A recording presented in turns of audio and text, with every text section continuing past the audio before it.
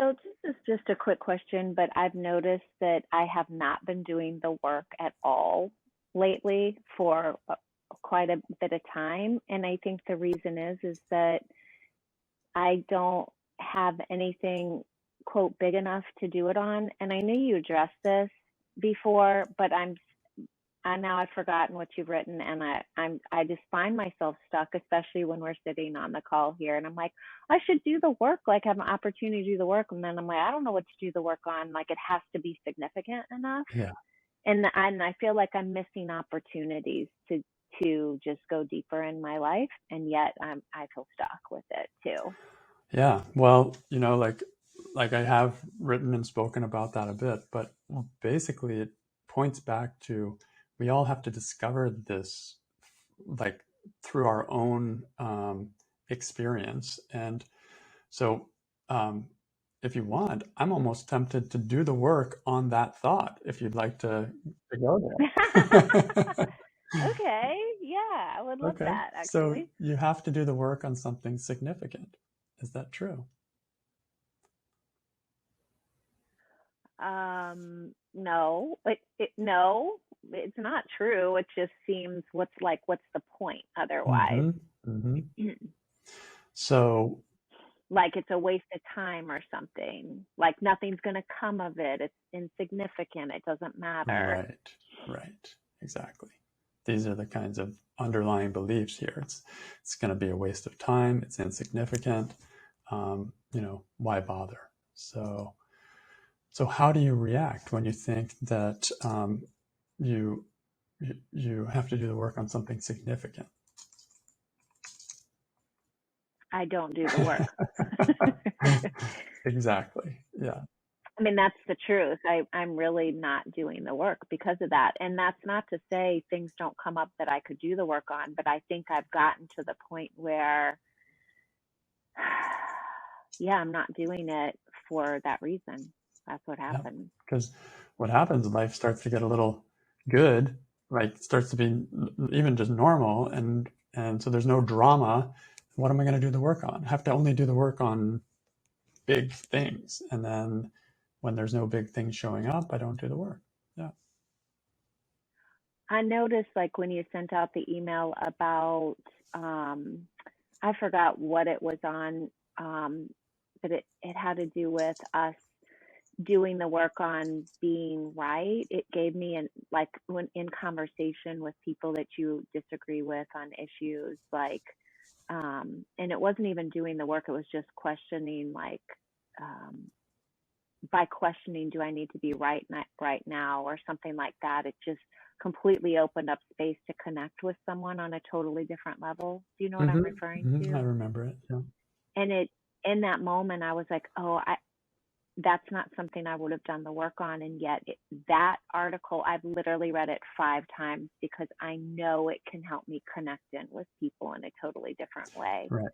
So I know there's possibility here, but I'm just not sure what it is. So then part of the reaction, we're looking at how do I react when I believe I have to do the work on something significant. I compare, see how the image comes in from the past. You see that article, and then you compare the insight you got out of that, or you may see other images of past work where you had some insight, and then it's got to be like that, right? Yeah, definitely. There's a comparison piece. Like I've done 2 things with you that were huge things in my life. So it seems silly to bring in something small. Yeah. Like what's going to come of this. Exactly. So keep going. How else do you react when you think I have to do the work on something significant and there's nothing significant coming up for you? How do you...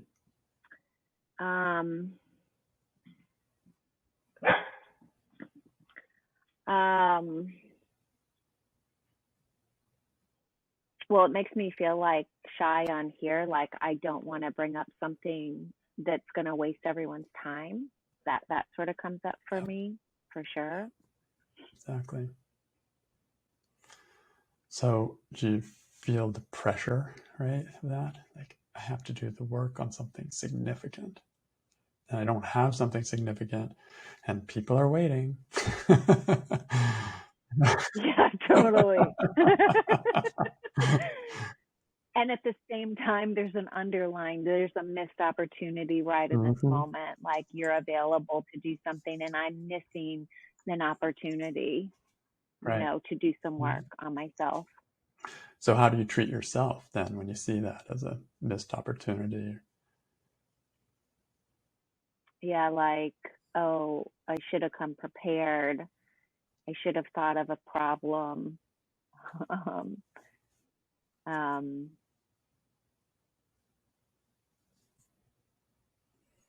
yeah, there's like a level anxiety about it, that it should be a certain way, and I'm not showing up that way. Yeah. Yeah. So who would you be right here on this call without the thought that you have to do the work on something significant? Like when I was asking, does anybody want to do the work? Who would you be in that moment without the thought that you have to do the work on something significant?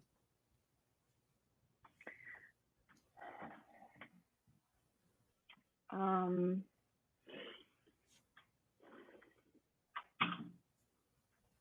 More peaceful. Sorry, my dogs are barking, so I'm just moving. Yeah, definitely be more at peace, more relaxed.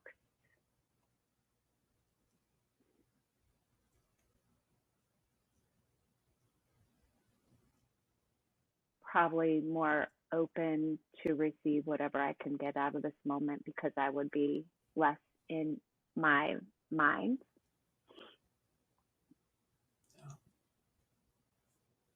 I would find opportunities to do the work a lot more places, maybe, that I'm just not seeing right now because I think it has to be a certain way. Yeah. Yeah. Who would you be if you never had the thought? And I know every time I actually do the, I'm Oh, go sorry, ahead. Go ahead. go ahead. I was just, yeah. I said every time I actually do the work, it impacts my life pretty significantly. So I'm missing opportunities because I think it has to be on something big. Yeah. So if you never had the thought that you have to do the work, like you just never had the thought that you have to do the work on something significant, what would be your relationship with the work? It would be more available to me. So one thought can get in the way. We're just seeing it. This is the effect of the thought. I have to do the work on something significant. Otherwise, it's a waste of time. Like that gets in the way of even sitting down and starting or even, considering beginning. So as we always see in this work, a thought is powerful. One thought can make all the difference in the experience of doing the work. So, how would you turn the thought around? I have to do the work on something significant. I don't have to do the work on something significant. Okay. How could that be just as true? Any evidence to support that? That's where I'm struggling, Todd. Like,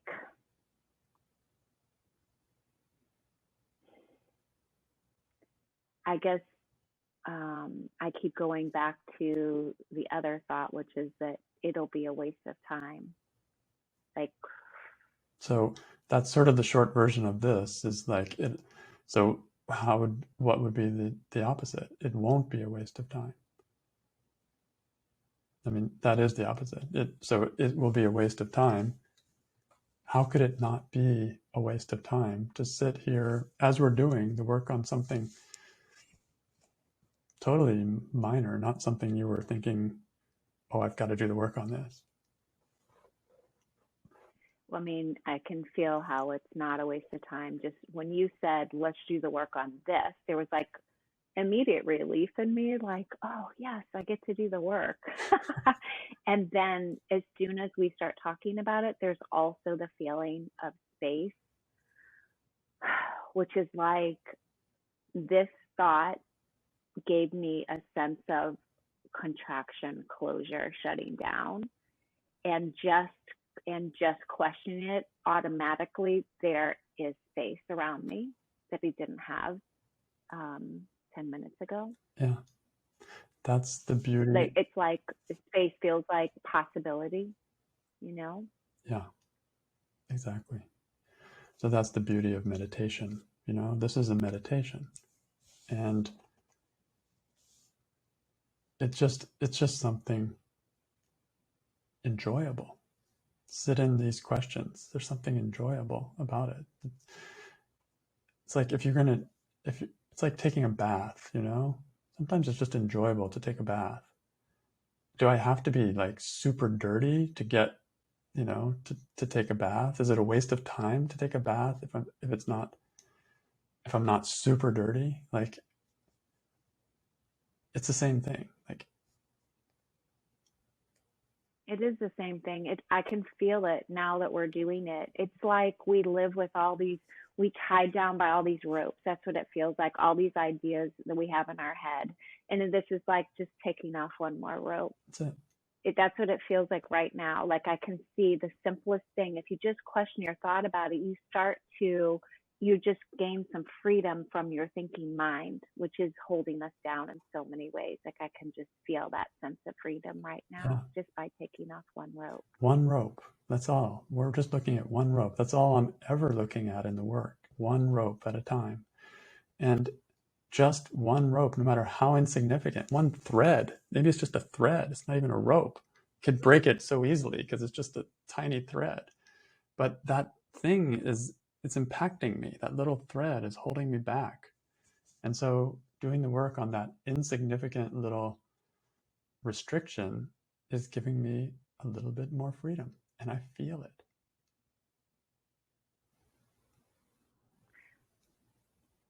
It's like I feel it because when I think a thought, I just think a thought. I think it's true.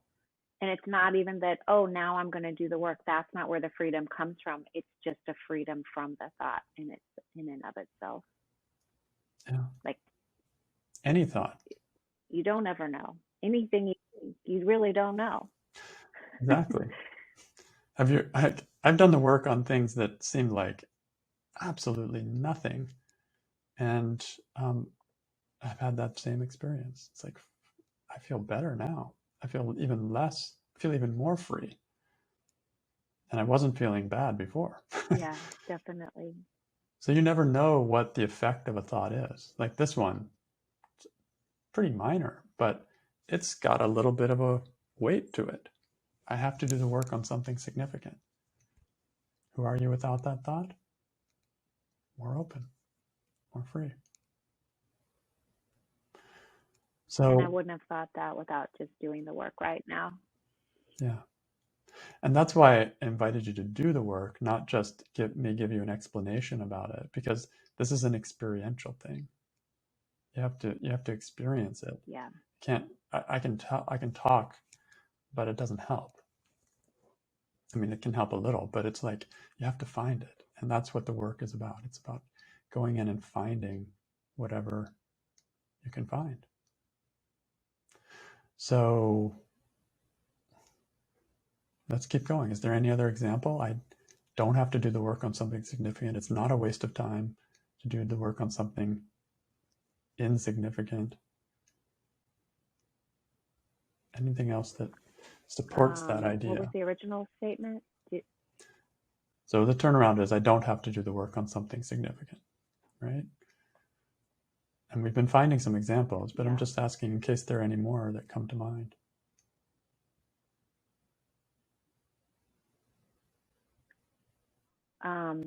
This came to mind. I want to do work. I want to do the work on seemingly insignificant things in my life, just because, just right now, how powerful it feels to me over this silliest thing. I just feel so different right now. Yeah. So it makes me want to like catch every little thing. Yeah. Every little thought that I'm not even seeing that's somehow holding me down. That's it.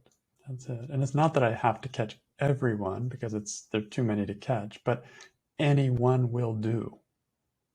Like anyone will do. Yeah. And there's so much freedom in that. I sit down and do the work 5 days a week, and half the time I don't know what I'm going to work on, or half the time I'm just working on an old worksheet that I've been working on for a while, and it's kind of almost become like I think I've seen everything I'm going to see on that worksheet, but I keep going just because, okay, let's try this one. And just sitting in that every time, it opens my heart. I relax. I feel some new opening in that. So that's not insignificant. That's how I like to start my day. That feeling of openness inside. I think the possibility can be missed so easily because we all know the questions, and we can so quickly sort of run through our head in them and think we've done them. And yet every time we do this, it's like the experience is so different from just the quick thinking through. It's just so different. That's it. It just confirms what you're saying, but you have to have the experience of it. Yeah. Yep. The work is an experience. That's it. And experience is worth something. So who cares what I use as a method for that opening? If it's something small or something big, anyone will do. And then when I have that in my mind, and it's something that I really feel like I own that, when I sit to do the work, I really can grab anything. It's like some sound I just heard in the other room, something that I just got on my computer, something from 30 years ago, something outside my window, whatever. Or I'll sit and sometimes just scan my last 24 hours. Is there anything that was annoying or stressful, and it doesn't have to be big. It just doesn't have to be big. Oh yeah, all right, those windshield wipers stopped working. Okay, great.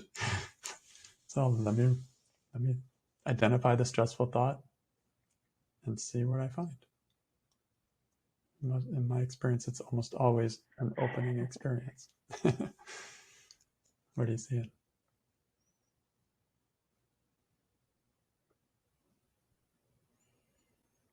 It's like I feel like I just need to make a commitment to do it, because even though I'm having the experience right here, I can feel the thought creeping back up on me, you know? It's like I just have to make a commitment every day to sit down and choose something like that. That sounds really helpful. It is. And keep having the experience over and over again.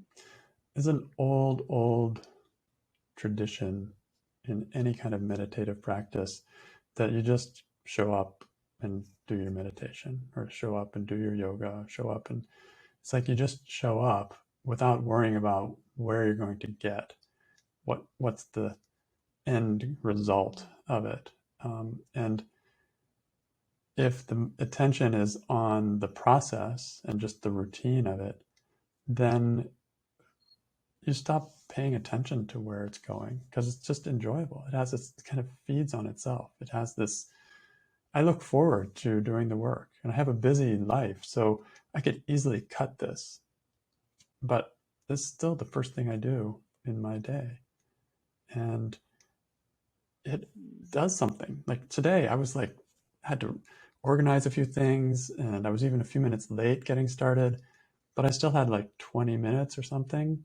I did a full piece of work in that time. It wasn't amazing, but it set the tone for my day. And then when emergencies do happen, it's there for you. The habit's already there. Like when my mom died, I was doing the work every day anyway. And so I just immediately started doing the work on her and on her death. And it was there. So it's like, it can be such a support to have a practice. I was just saying to the celebration call for the Work 101 a few minutes ago, like I often say, I will be doing the work when I'm in my 90s. I don't have to, I'm not thinking I'm going to do the work really hard right now and then get over that and then just enjoy the rest of my life at the, after I've done my work. Like, I don't think that way anymore. I just think I love doing the work. Why would I? It's like saying I'm going to do all my exercise in the first part of my life and then like not exercise for the rest of my life. No, I like exercising. So I'm going to keep exercising until the day I die. And I'm probably going to do the same with the work. It brings joy. So it depends how you see it. And there's underlying beliefs in here which you can play with and question, but I need to get somewhere. I need to get free. I need to get enlightened. All these can be questioned. And it doesn't mean that I'm not moving towards freedom and enlightenment. It just means I'm less interested in that as a goal and more interested in the process of meditation, which brings me joy. I do the work now because I like to do the work, not because I need to get somewhere. And that makes all the difference. Well, I think that's going to be my first piece of work, but when I get off for tomorrow is really diving into that, because I do think we live in that culture of like, we do for a result, and I can see I was putting this in that same sort of category now that we've done this. I think, yeah, there has to be some sort of purpose behind it. And I do think there is a result, but that mentality kept me from doing it, because it wasn't going to be big enough or whatever, instead of just enter and see what comes up. Be shown, just show up, and I wonder what I'll learn today. I wonder what I'll see today. I wonder what I'll question today. Who knows? Mm-hmm. And that's the way I come to these open sessions. I don't know what is going to come, and I don't prepare for them. I trust that anything, whatever comes, we've got 4 questions and we can just go through them and see what happens. Sometimes it's like, and sometimes it's like, okay. And sometimes it's just, like a little, you just never know. But it always feels like we're just dipping in a little bit. Something just dips in to a more quiet place and a more peaceful place. And for me, that's it. There's nothing more. That's worth it. It's not wasting time. Yeah, super helpful. Cool. Thanks for your question and for your work, both. All right. So what do we have? We've got another 4 or 5 minutes. Anything else we want to go over? Any other question about that, or anything else you want to add or share? I just have a question about the way you do your work on a daily basis. I'm guessing you're not filling out a judge your neighbor worksheet all the time. Like if it's just a very singular stressful thought, not related to somebody else, you're just taking it and asking the 4 questions, or? Yeah, I let the situation show me. So sometimes it's really clear that it's a judge your neighbor worksheet. I would say probably 80% of the time I use the judge your neighbor worksheet to identify the thoughts to question. But there are many times where it's just a random thought. So I use the one belief at a time worksheet for that and just question it. It doesn't matter what it's about. It can be about anything. And there are kind of 2 ways that I do the work on a regular basis. One is I'll write a worksheet one day, and then I'll just keep working that work, like another statement each day from that worksheet. So I've written on that judge your neighbor worksheet maybe 10 or 15 statements that are all stressful thoughts I could question. And then each day after that, I'll go through and question one of them, and question another, and question another, question another, I might not question all of them, but I'll question a fair number. And that's kind of easy because one day I write a worksheet, and then for the next week or two, I can just keep picking off of the statements from that worksheet. I don't have to come up with a new situation to work. So that's makes it even easier to show up and do the next one. But the other way that I do the work is I'll sit down and say, what's on my mind today, right now? What's going on right now or in the last day or something? Where do I want to do the work? And then it might not be a judge your neighbor worksheet. I might just identify one thought and use the one belief at a time worksheet like that. So these two complement each other, and I like both. I tend to do probably a little more of writing the worksheet and working slowly through it over a week or two. But I also really appreciate the daily maintenance on whatever's coming up that day, and just doing the work on it, maybe as a one-liner rather than as a full worksheet. But you can play with it. But Todd, when you do the worksheet, that's always related to somebody else, correct? Yeah, I use the judge your neighbor worksheet to judge other people or other things. It doesn't have to be a person, but it's something outside of myself. That's that whole mirror principle. I look outside of myself, judge them, and then I learn a lot about myself when I do the work about it. But there are sometimes where I just have a self-judgment. I'll just work that as a one belief at a time. Or sometimes I'll have just a belief that's not really a judgment about someone. It's just a belief. Like I have to do the work on something significant. That's a belief. So we just take that as a one-liner and do the 4 questions and turnarounds like that. So those are I use both the judge your neighbor worksheet and the freedom to question any one-liner, and then I just see where I'm led that day. We'll sit down and find out. Yeah. Cool. That's super helpful to hear your process, so we can try that too. Yeah.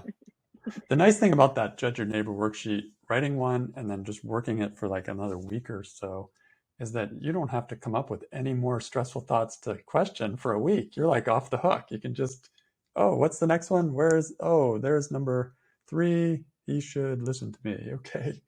And then I worked that one today. And you can, even when the stress is starting to go away, I can still go back and do the work, and I'll find new things. And yeah, you probably experienced that. Can't remember. Did you take the Work 101 with me? No. Okay. Yeah, we do that in the Work 101 where we'll write one worksheet and then take like 2 weeks to work through it. So it gives you this slowed down version of how you can do it. It's not the only way to do it, but it's a way to do the work. And it's helpful because for me, like I have a situation with someone and then it goes pretty quickly. I think it's resolved, but I think there's probably lingering judgments all in there that I've just sort of let go, but they're still within me. yeah. So that's helpful how you explain that. Yeah, like the charge can go pretty quickly. Just questioning one thought can sometimes release the charge. But then if I keep going and questioning all the other statements that I wrote, there may be all kinds of subtle things that I notice, and things that I even though the charge is gone, those things are holding me back, and they're the same things that could get me into it again. So when I start working through them, it's like preventive medicine. I start dismantling the whole structure that got me into trouble in the first place, and so that a lot of freedom can come from that. It's not flashy work. It doesn't look like, oh my God, you're cured. It's not like that. It's like, oh, there's something there. Oh, there's a little something there, and there's always something if I go into it. Yeah. Anyway, thank you for a great topic and for everything. Really appreciate it. Thank you.